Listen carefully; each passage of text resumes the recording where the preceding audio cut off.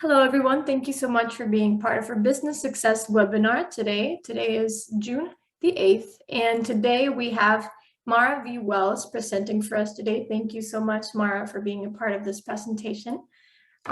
Just to give us a brief introduction on Mara, she is a U.S. Small Business Administration and Lead Business Opportunity Specialist in Arizona District Office, and she will be presenting for us today.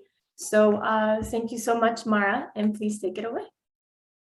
Thank you very much. We appreciate the invitation and the opportunity, of course, to share with businesses, marketing and selling to the federal government, what to do. And then the specific topic we're going to be focusing on today will be SBA certifications. So if you maybe had the opportunity to attend the previous session, we had discussed a little bit more of that overview on kind of how to prepare. Now we're going to give you the SBA certifications and the tools that you may need to utilize and certifications that your business might be able to apply for. So let me go ahead and share the screen. Hopefully this works okay.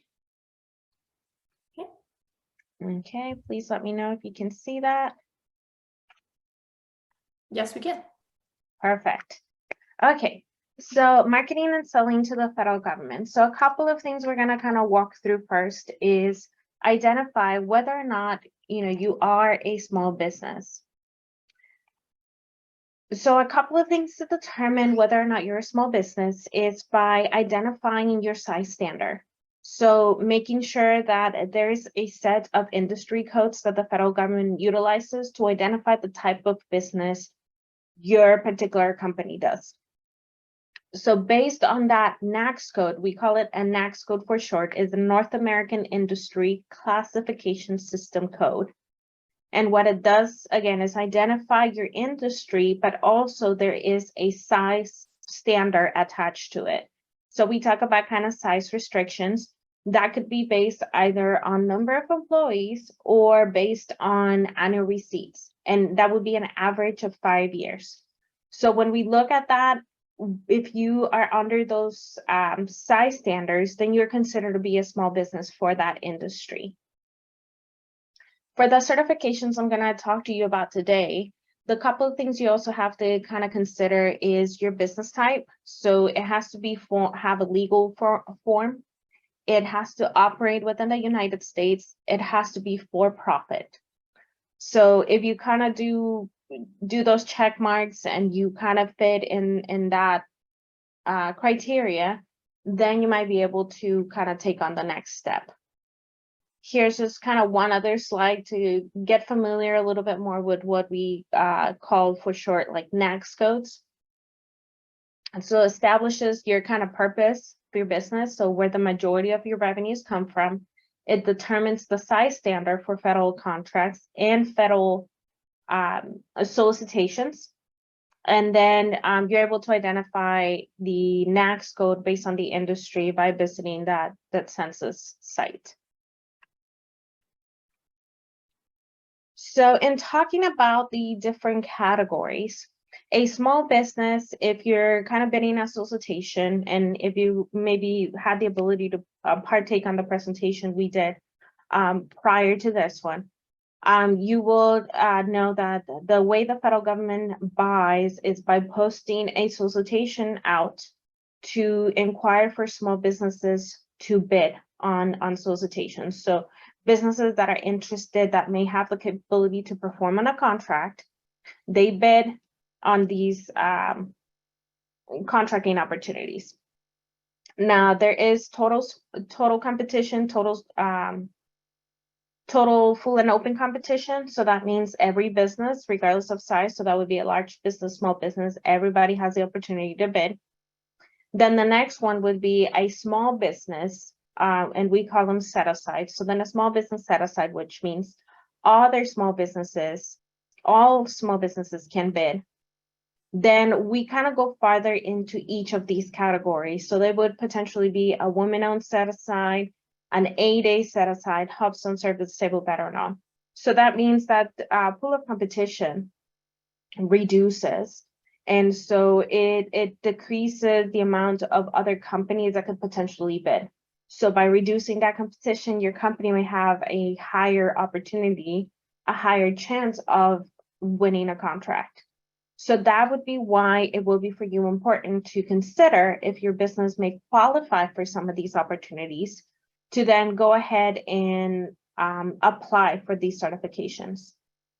Along with those opportunities for set aside, the contracting agencies have are required to meet certain set aside goals. And so you can see here on the slide, for the women-owned program is 5%. Under small disadvantaged business, this category has actually recently increased through an executive order. So it used to be at 5%, is now 11%, and I believe it has the potential goal for 15%. At this point, so small disadvantaged businesses, which include the ADA certification, is set at 11%. Then HUBZone businesses are 3%, and then service disabled veteran-owned businesses are 3%. You could see here kind of from the bottom, those set asides are reserved for like small businesses.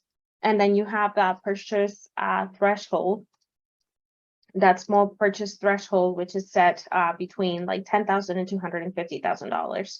So all of those are reserved for small business participation.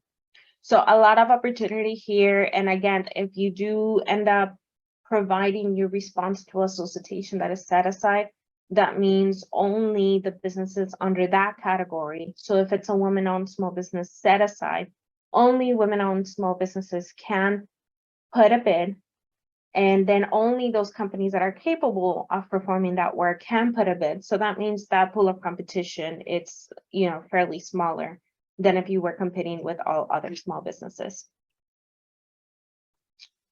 So just kind of again quickly to capture, if you are business that it's interested in doing business with the federal government, then you are required to register in SAM.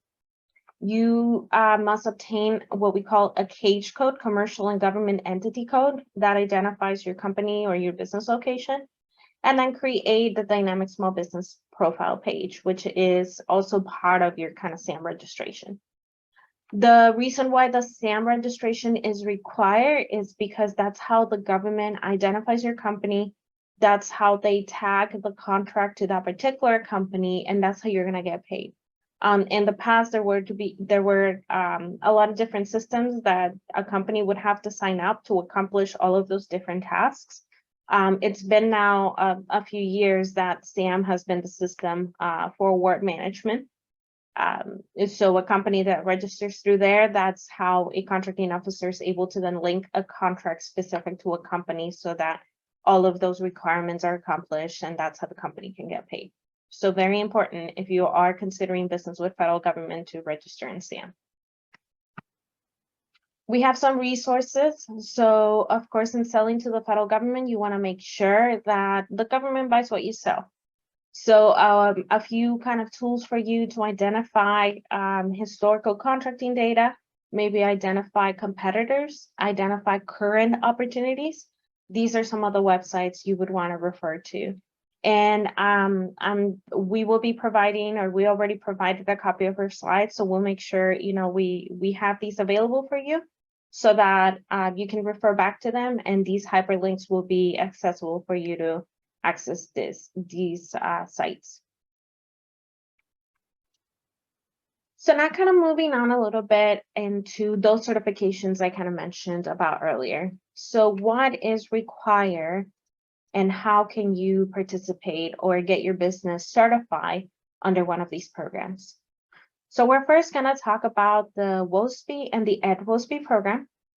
WOSB, Women-Owned Small Business Program, and then EdWOSB, it's Economically Disadvantaged Women-Owned Small Business Programs.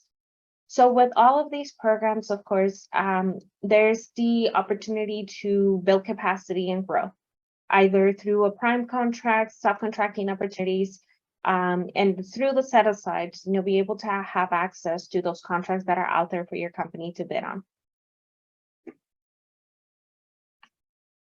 So what is required? Under the WOSB certification, 51% ownership must be held by a woman. who is the highest officer position, who is the one that has the managerial experience to manage day-to-day operations of the business. So in short, what we're telling with that is that the 51% woman owner must be the one that's actually running the company.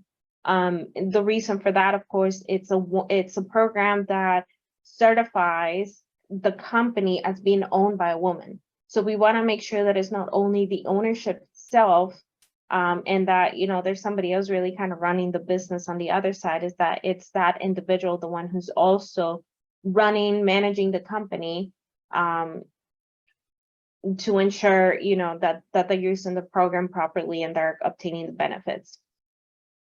You see in this particular slide, no minimum time in business. We have one of our other programs that requires that a company be in business for at least 2 years. This particular program is not. So what that means is you could be maybe a company that just went through Arizona Corporation Commission, get your business register. You now went ahead and set up your SAM registration. And now that you kind of have all those things set up, then your next step could be apply for the women-owned certification, as long as you meet the requirements. Under the WOSB certification, we set proper NAICS codes under this slide as well as a requirement. That's just meaning to make sure that your business is small under the size standard, where most of your revenues you do. So now that we've established whether or not you might be a WOSB business, there is an additional and separate certification that we called economically disadvantaged women owned. This part adds an economic requirement. So now a company that maybe identified that they were WOSB can now further go and identify whether or not they are at economic disadvantage. The economic disadvantage again goes back to that 51% owner of the business.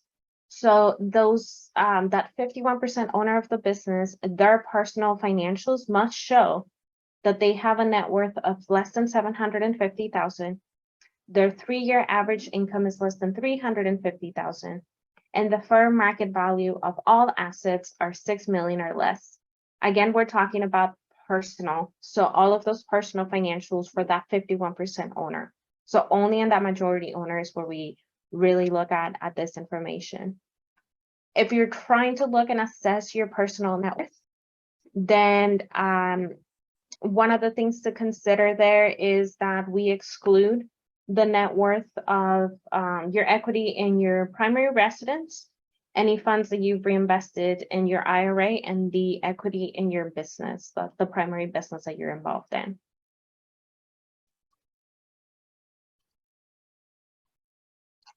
I'm sorry, I'm gonna see. Okay, just wanted to make sure I hadn't missed any questions. Okay, so now what are the kind of contract opportunities in under WOSB and at WOSB? So again, it has to be eligible NAICS codes. There's actually a list of NAICS codes for WOSB and at WOSB. That means that a contracting officer can actually set aside an opportunity if it's within one of those NAICS codes.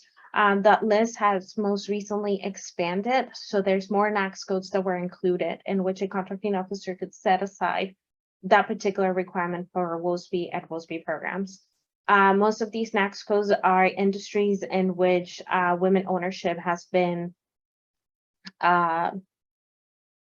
in which like women-owned businesses maybe had some sort of social disadvantage under, or maybe are a little bit more underrepresented. You could find under sba.gov/WOSB. You can find more information about these programs, and then also within there, you'll find the list of those NAICS codes. As it is with any other contract, whether it's for a WOSB or any other type of set-aside, the price must be fair and reasonable for government. It could be, through negotiations or whatever the case might be, but there must be fair and reasonable pricing. Number 3, so contract value. there is an opportunity, and this is going to be different from the 8A program, which I'm going to talk to you about here shortly. But contract value, there is opportunity for sole source contracts under the WOSB and EdWOSB program. The only kind of caveat with this is that the sole source opportunities for these contracts are technically under a justification.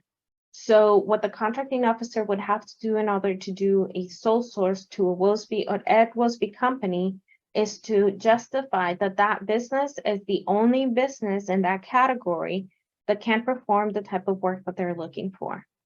The contract value in this particular case would be the contract is less than $7 million for manufacturing or $4.5 million for all others. So if there's a potential contract opportunity for one of those contracts like that, then that's where that sole source opportunity is available. So just quickly on how to apply.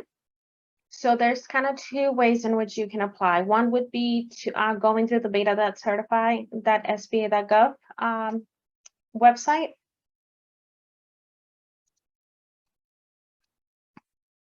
And then if you do that, then it's going to walk you through identifying, do you want to apply for the WOSB program? And then it'll allow you to do a check mark to say that you also believe that you could participate in the EdWOSB program so that you complete technically one application for both. And then once you go through the application process, then it gets reviewed by our team out of the headquarters office, and then you will then get a decision. The second option would be to go through and approve a third-party certifier. So you have here the Chamber of Commerce, Women Business Owners Corporations, and the Women's Business Enterprise National Council. So these are for current SBA-approved third-party certifiers, TPCs. And the way that that works is you would actually go through one of these organizations.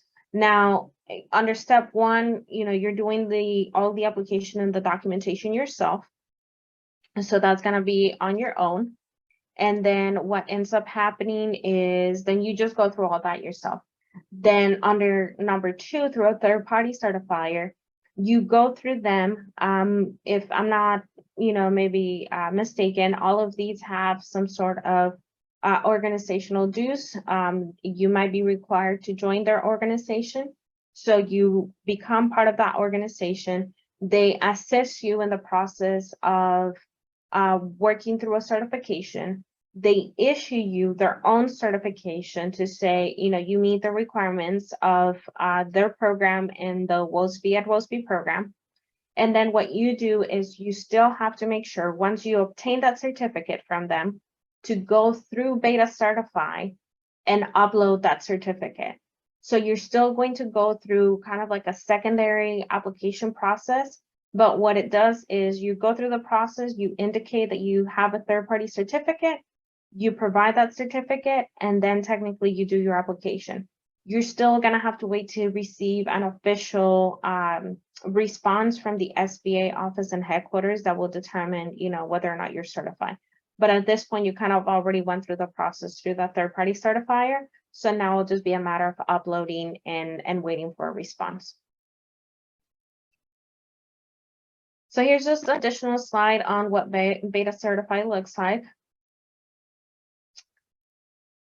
And I don't see any kind of questions on the chat about this. So I'm going to go ahead and kind of move on through the next certification. So historically underutilized business zone, HUBZone certification. Mara? Yes. I'm so sorry to interrupt, but there is actually a question in the chat. Okay, I see it now. It just kind of came through. No worries. With the personal net worth, you mentioned some exclusions. Okay. Will you plug? Yes, I can put those in, exclusions on the chat here shortly. But they are any investments in your retirement account, the equity in your primary residence. So if you own rental properties, we do count those fully towards your net worth. but we do exclude the equity in your primary residence. And then we also include the equity in the business that it's applying for the program. So if you have maybe a couple of businesses, we want to make sure, we only take out the equity on that primary business that's applying. You will also get a copy of the slides as a, follow-up to this presentation. So that will be included in there as well. And thank you for the question. Under HUBZone, so under HUBZone certification, and did that cover kind of the questions we currently had? I'm just able to see the chat. I'm not sure if there's anything else kind of pending out there.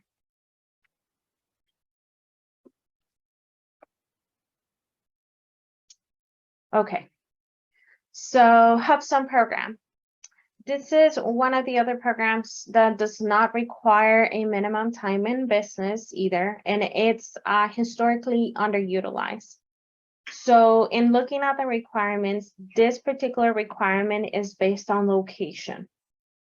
And it's because through a map, and the map you can find under sba.gov/HUBZone.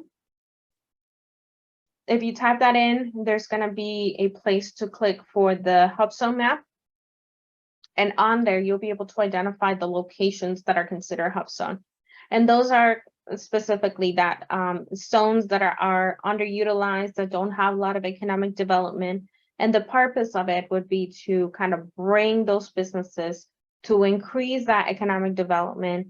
And what ends up happening with a lot of these hub zones is they end up then transforming and then not becoming hub zones anymore, which was the whole intent and purpose of the program, to kind of, stimulate some of that growth so that eventually those zones are not considered underutilized anymore. So the map might change. Usually it changes with census. It's been frozen to 2023 right now. And then I believe at that point, there'll be kind of like a refresh to the map. And it's usually, I believe, about now every 3 to 5 years when it gets updated. So the requirements under HUBZone eligibility, 51% owned by a U.S. citizen.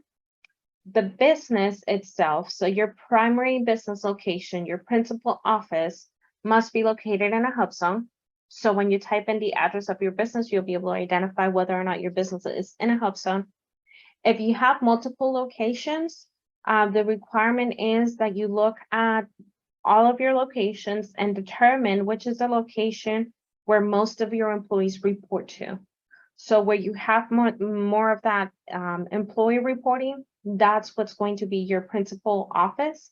So that will be the one that you will have to input the address to see if it will be a HUBZone. So that would apply if you have multiple locations. Further, the requirement on that zone is that then you look at all of your employees. So if you have one location, all the employees at that location. If you have multiple locations, it would be all of your employees out of all of your locations. Then the requirement is that 35% of those employees must reside in a HUBZone. Now, it doesn't necessarily have to be the same HUBZone the business is located in. It could be any HUBZone. Under HUBZone, you'll see the map as to what qualifies. Also, all Native American land is considered HUBZone. So then in kind of whether or not you meet that 35% requirement, there is a really good tool if you visit that website that allows you to input all of your employees' names, their addresses, and allows you to kind of keep track on whether or not you meet that 35% requirement. So again, your principal office must be in a HUBZone, but then also 35% of your employees must reside in a HUBZone. Under the HUBZone program, the definition of an employee is someone that works 40 hours a month. And no, it's not a mistake. We get this question many, many times. It's 40 hours a month. So if you do have employees, which, in regular terms, maybe you might consider part-time, as long as they work 40 hours a month, you would consider it an employee for HUBZone purposes. And then, of course, from then you have to make sure 35% of those reside in a HUBZone. It's a requirement for the application into the program, and is also a requirement to maintain your certification during the program. So you have to show effort that you are indeed trying to meet that 35% requirement of employees. Size, your company must be small, and then 51% owner, of course, must be in control of the business. Yes, the website, so I got the question to repeat the website is www.sba.gov/HUBZone. And you'd see HUBZone spelled right here. So that would be, it gives you additional information on the application process. There's actually a pretty good document that walks you through the process of applying for the HUBZone and what is required. There is going to be a lot of paperwork that will be required for this particular one, because you have to document and show that, you know, your location's in a HUBZone, your employees reside in a HUBZone. But that particular checklist, that document really walks you through what's required for you to submit.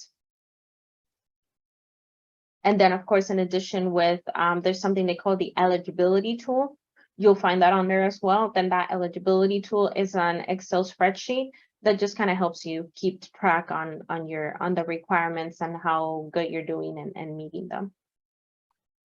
So quick slide on the application process. This is our only application right now. It actually goes directly through the general login system. So this one has not migrated over to any of the certified systems yet. So it has a little bit of a different application process, but this will be, and again, through that checklist or that document, it really walks you through the process and where to submit and what to expect.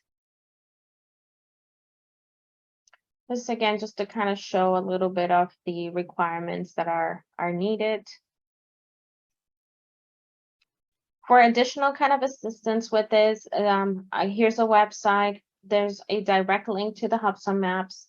If you do have questions directly about the program, here's an email address for general questions, and our headquarters office is actually hosting some conference calls where you can directly verbally ask questions and engage with, you know, any of the particular questions or requirements you may have.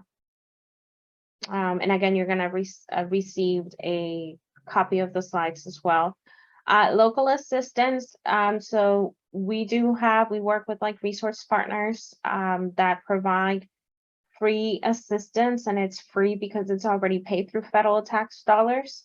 So you can engage with one of these agencies or one of these organizations to receive additional assistance with maybe, you know, putting your marketing plans together, on general business counseling, or on the procurement side, the P-tax allow you to, they can assist you with the actual application process. So once you have your documents together, they can make sure to just kind of walk you through the steps and make sure you submit your application. And that would be for any of the programs. Okay, so that's two of our programs. The third program is the 8A Business Development Program. So the other two I mentioned, they have no time limit, and there's no time and business requirement. The 8A program, however, it's a 9-year program. So from the time that you apply and you get accepted into the program, then your company is only eligible to carry that 8A designation for 9 years. And it's available only once in the lifetime of the owner and the business. So what that means is that owner cannot apply again with a different company, and then that business also cannot apply again. So even if there were changes of ownership, if that business already went through the program once, they're not allowed to come back.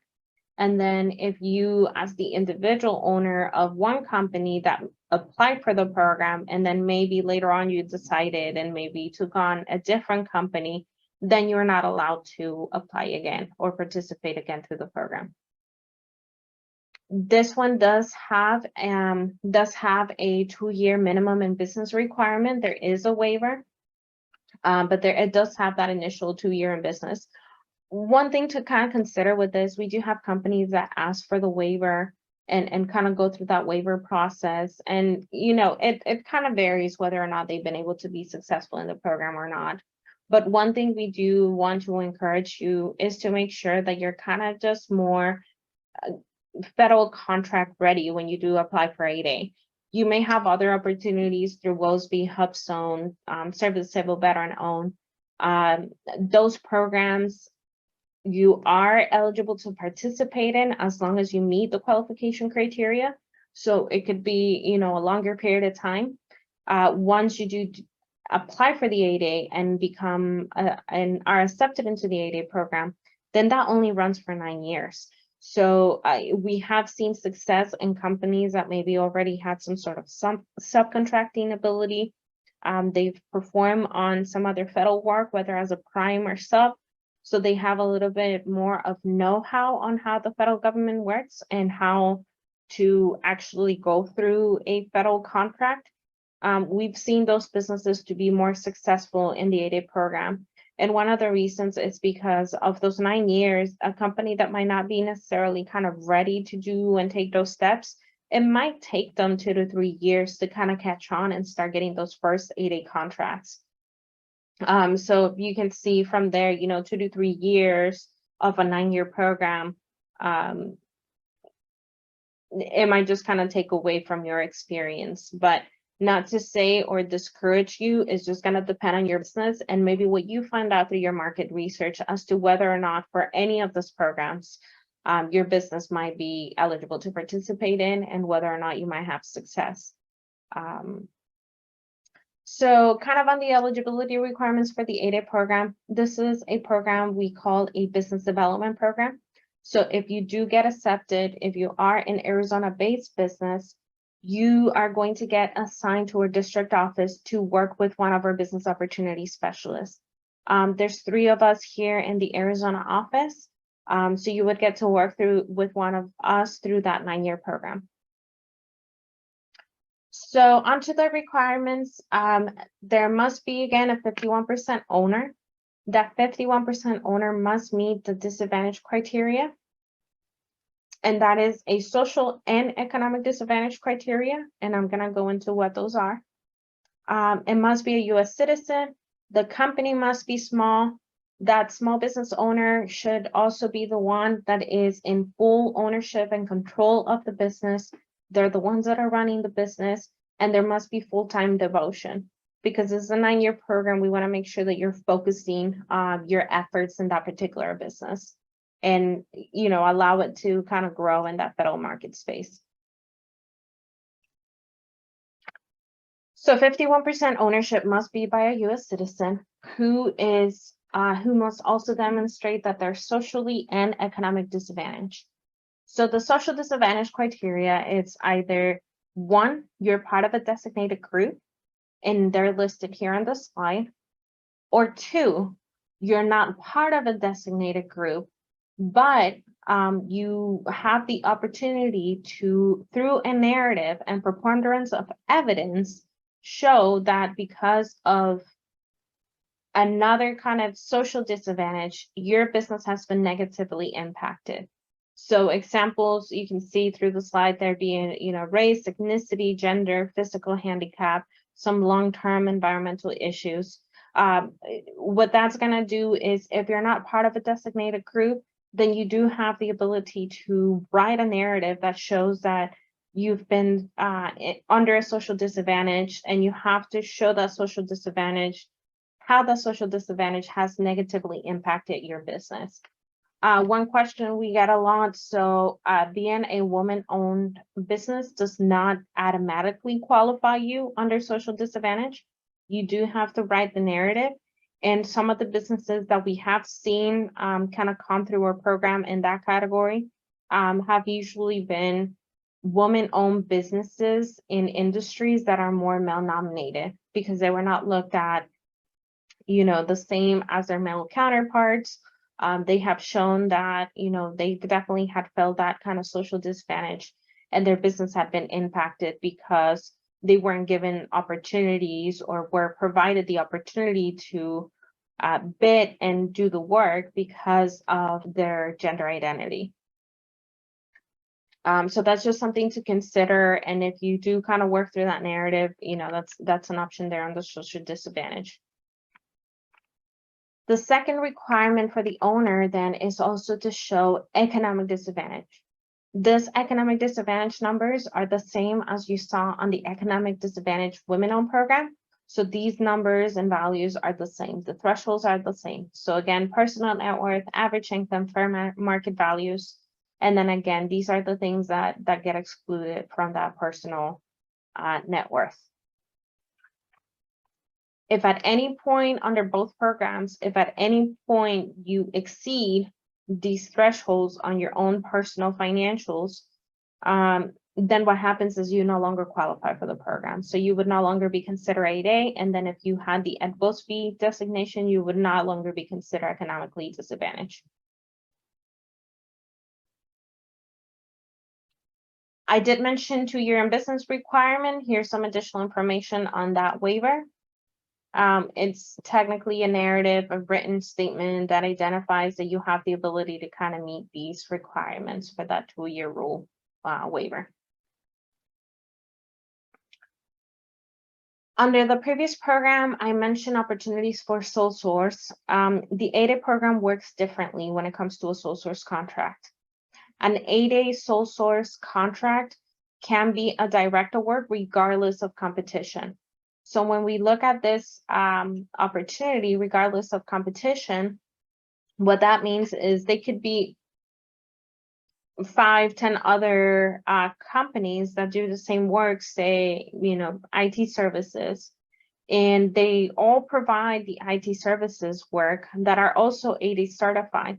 But out of those potential opportunities, the contracting officer can really select one of those to provide a direct contract to. And that would be if that contract value is less than 7 million for manufacturing or less than 4.5 million for all others. A couple of things with the sole source opportunities here is that it's a lot of self-marketing, and it is the same for the other programs. This allows you to have that certification, but a lot of the efforts and success are going to be through your marketing efforts. So it's going to be, a lot of that market research and you identifying how to go and which agencies to target for these, for your services and who might buy what you sell. Here's information on the application, certified.sba.gov.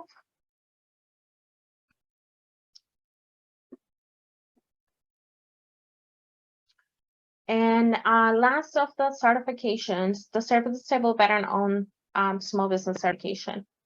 This is one currently that does not require an actual application process. That, however, is going to change. In January of 2023, the Department of Veteran Affairs CVE certification. So right now, the Department of Veteran Affairs have their own certification for service-disabled veteran-owned and veteran-owned small businesses. In January of 2023, that's going to actually fall under SBA. We don't have any details as to how that transition is going to go. But with this one, as it stands right now, I do want to make the distinction. If your company is interested in doing with business with the Department of Veteran Affairs, they have their own certification process. However, if you're a service-disabled veteran business and you're looking at doing business with other federal agencies, then this will be the process for you to follow.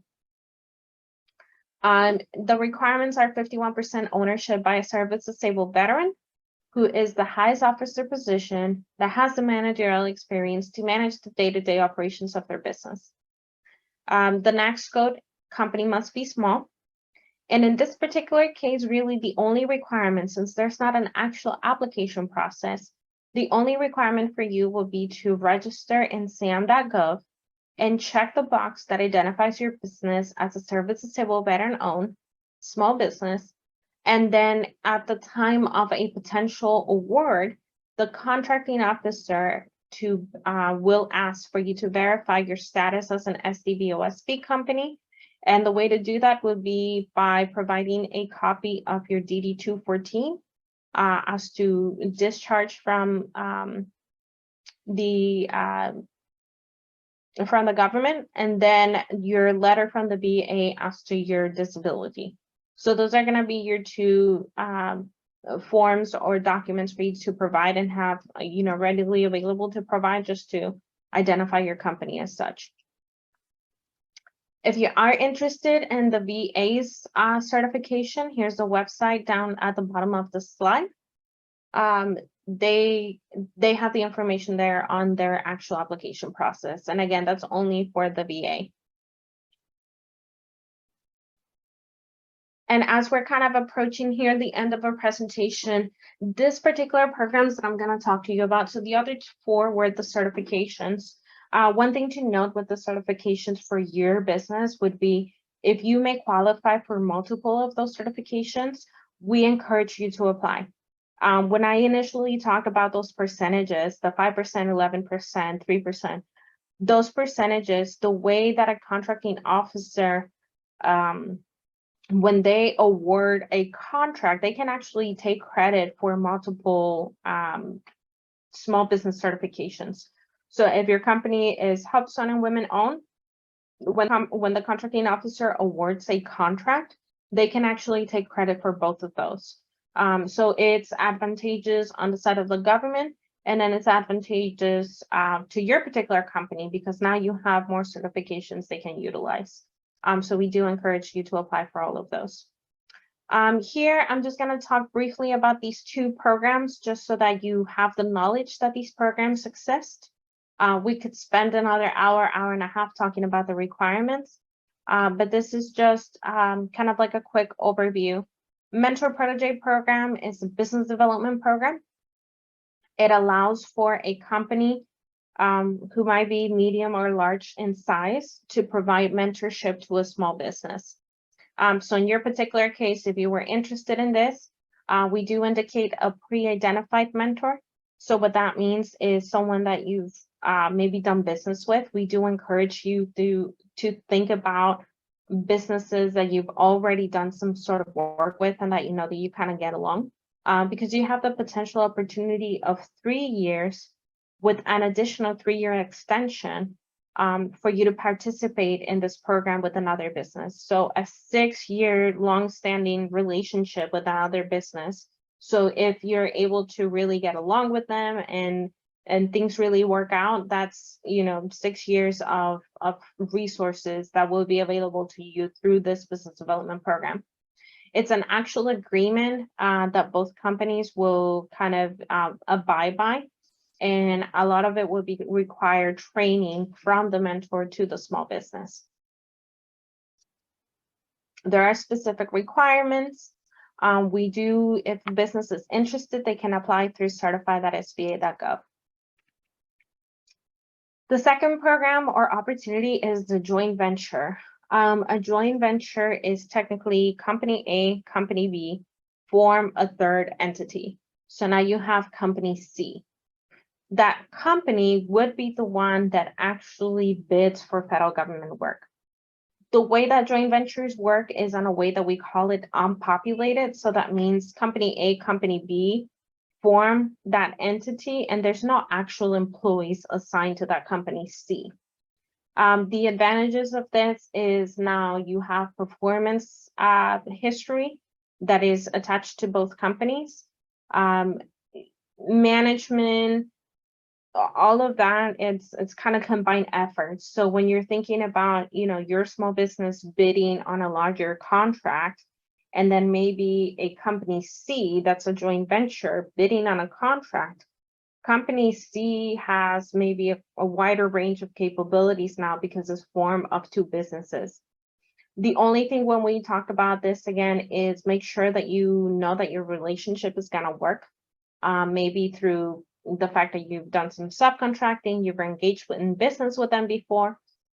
And the reason for that is because when you bid on a contract with that company C is its own entity. So if for whatever reason you don't agree on things and you bid on a contract, you win the contract, you're supposed to carry through that contract. You have 3 5-year contracts. You make sure you kind of figure out a way to get along. and work together so that you can perform on that contract for that period of time. So you're kind of, you know, technically in it for that ride and for that time. One quick thing to mention with how the MPA program and the joint venture program relate is that if you decide to do a mentor-protege agreement with a large business, you can then form a joint venture with that large business and still be considered small. So what that means is now that joint venture that is formed with a small business and a large business could technically bid as a small business. And that would be only where the 51% ownership on that joint venture relies on that small business. So that small business would be the one with 51% ownership. And then an additional advantage is that if your business is not only small, but maybe it's also HUBZone or women-owned or whatever certified, that joint venture carries those certifications as well. So now with that joint venture, you can also bid for those set-asides. If you were to do a joint venture with a large business without doing the MPA, your business may be considered affiliated. And for your small company, that means that you'll be tied to that company and now your revenues are combined. So that will throw your company out of size. So you kind of want to think about that. You could form a joint venture directly with another small business and be considered small and not be considered affiliated. So small to small business, and that's individually small for the opportunity, could bid on a contract as a joint venture. If it's a large business and a small business, then you want to make sure you have an MPA approved first. So kind of with that, that kind of wraps up the information on the programs. Of course, we're always available for questions, concerns. We can set up meetings. If you have, maybe you're kind of on that step on wanting to do maybe a mentorship or engage in a joint venture, we're more than happy to schedule a conference call to work with you and your potential partner so that you're both kind of on the same page. I do have a question, so let me just kind of check that through. I want to clarify as an example. If I want to provide services to veterans, I go through vetbiz.va.gov. Secondary to the above question, can I also offer my same services to non-veterans?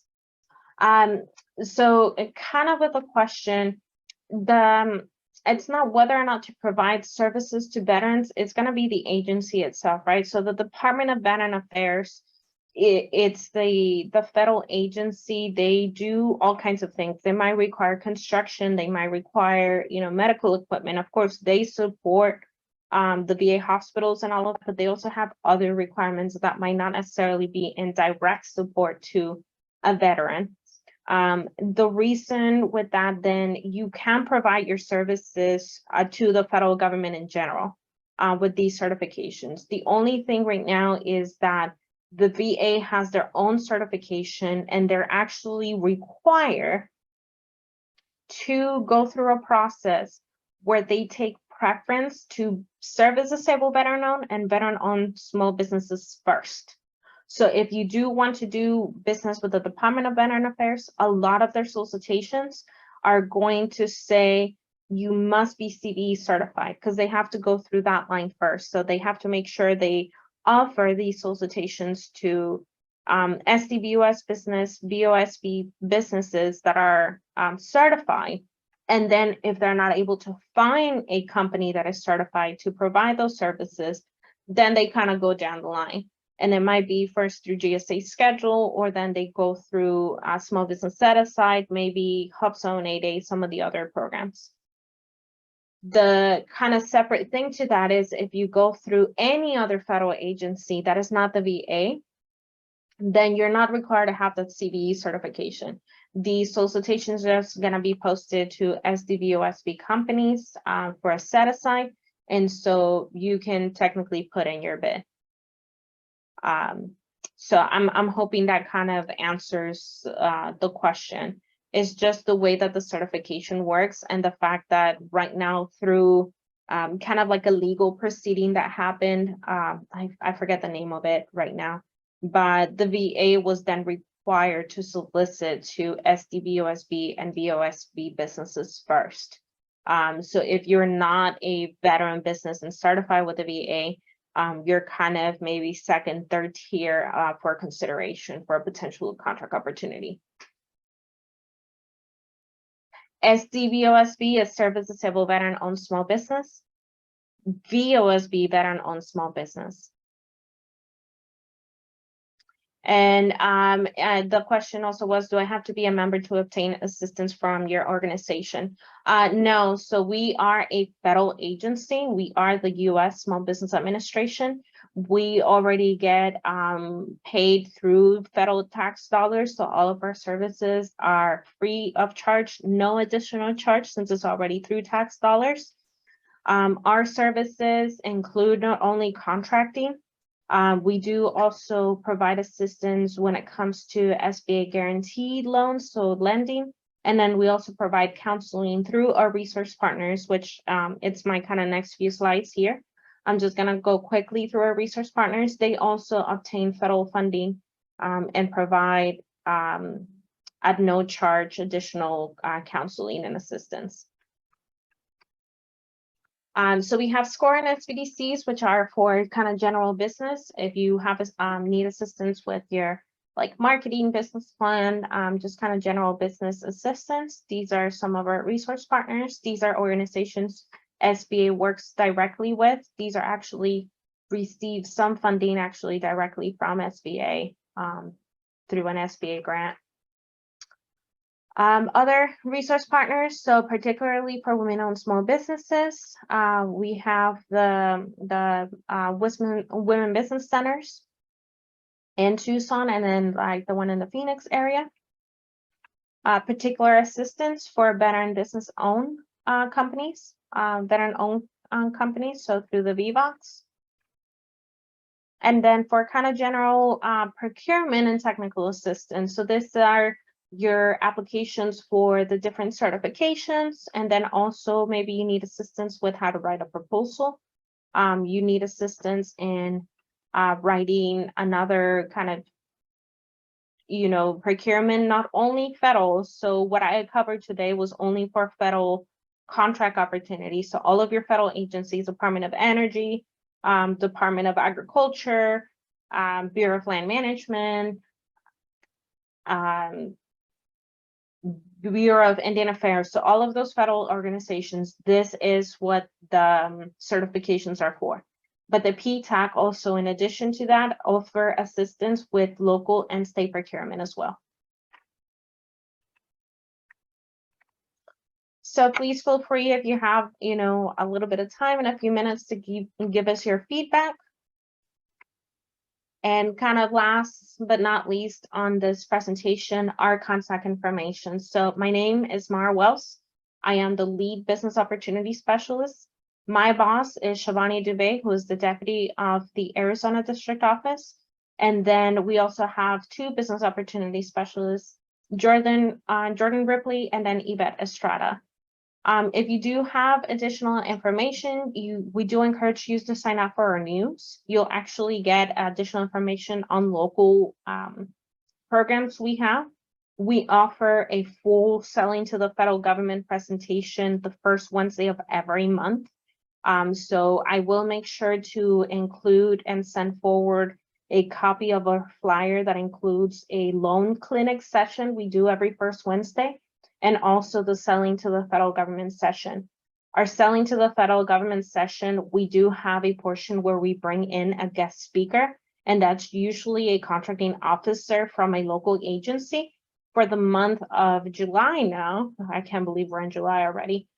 For the month of July, we're actually going to have someone from Indian Health Services who is going to be presenting about their agency, what they purchase, how they purchase. So this is a great opportunity, kind of as a market research, to find out how the agencies around our area procure and what services and products they're looking for. So really encourage you to attend. And I will provide a flyer for that. And yeah, feel free to contact us. We really appreciate it. This kind of covers my portion of the presentation. I'm really You know, again, thank you for the invitation and the time. I will kind of be around here for a few more minutes too, if we have any questions.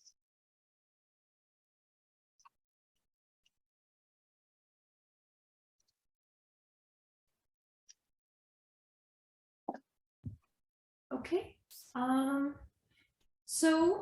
Just like Mara mentioned, if you have any more questions, comments, inquiries, or anything like that, please input it on our chat box and our question and answer option. But again, thank you so much, Mara, for presenting today. Everything has been so useful, and thank you so much for coming. I hope you enjoyed giving our webinar. And I don't know, do you have any questions for us, maybe? No, thank you. It's always, you know, we appreciate, you know, we've worked together quite a few times already. So we really appreciate, you know, the opportunity to provide this. And, you know, we recognize that it's a lot of information. And so the more people kind of attend and of course, ask questions, that's really what's going to help. And, you know, with your guys' support, and kind of, you know, assisting these companies navigate as well through the process, you know, the more resources they have, it's always, you know, kind of get that network of support so that we can kind of get their business going. Gotcha. Okay. Yeah. Okay, so in the group chat, we have Mara, please repeat how I can sign up for your newsletter. Yeah, so let me go ahead and put it up here again. So you can, it's sba.gov/updates. And I'm gonna put it here in the Okay. So on there, when you go into that site, it will allow you to check your region. So you can check, you know, Arizona and get Arizona news. We do also have our site for the Arizona district office in particular. And on there, we post some of our events as well. And I will make sure, Adriana, when I follow up, I will send you a PDF document of our slides with the live links. And then I'll also include a flyer for those first Wednesday sessions so that everybody can kind of see our events as well and kind of partake and participate, hopefully. Yeah, that's wonderful. Of course, thank you so much. And I'll make sure to get that information to everyone in the attendees. And make sure that now that we're speaking about events, to come into our business bootcamp next week on June the 14th. Make sure to register for that if you're interested. But yeah, thank you so much for coming, Mara. Thank you so much for presenting. And to all of our participants, thank you for being here. And like Mara said, we will get some information from today's material to you shortly. Thank you. Of course, thank you. Have a great day, everyone.